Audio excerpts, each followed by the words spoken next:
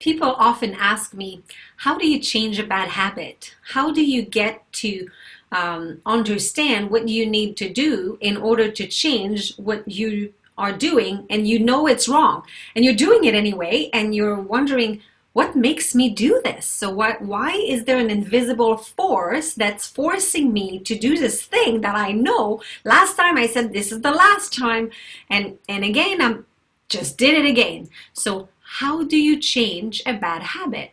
So a first key to understand is to pay attention to what is the intention behind this bad habit. What does that do for you? So ask yourself many times, what does that do for me? What is the first intention? So even when a teenager starts smoking, it's a bad habit. It's not a good behavior to adopt. However, the intention behind the behavior must have been positive. There's always a positive intention that drives us into doing this thing.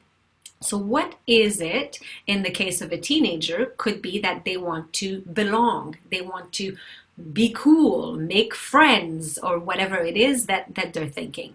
So I'll give you a few examples. So the first example is the example of a gentleman who was a smoker.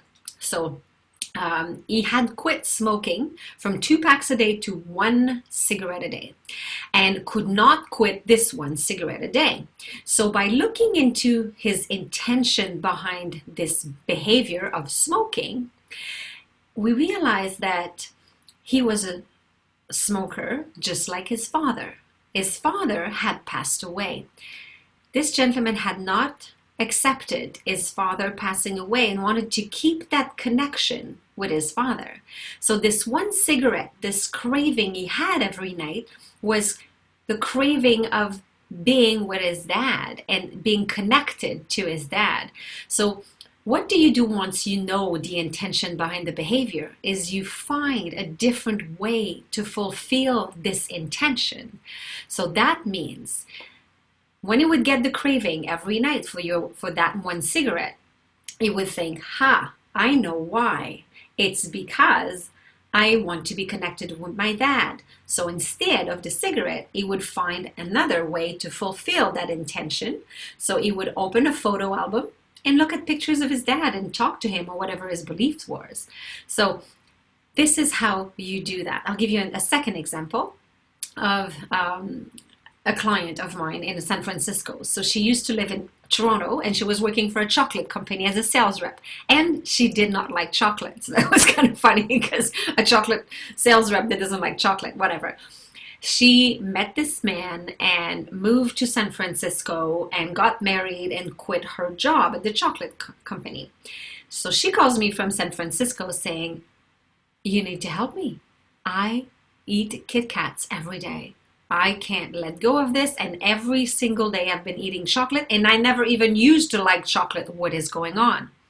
You guessed it. She missed her friends in Toronto. She missed the friends she had when she was working for the chocolate company. So the intention behind the behavior was not calories. The intention was friendship, her friends that she had. So understanding the intention behind the behavior, when the craving would come, that trigger, she knew what she was trying to fulfill. So she would instead go on Facebook and look at friends or see what they're about, what they're doing, comments on their posts, or texts. She would text some friends or call friends and just have a chat, and the chocolate craving would go away. So what is it that you're trying to get rid of? What is that bad habit, and what does that do for you? Because usually the intention behind the behavior and the behavior itself are not really connected. There's a big disconnect between both, and we really need to find a positive way to fulfill that intention behind the behavior, which will be a healthy habit that we will be happy about having this behavior.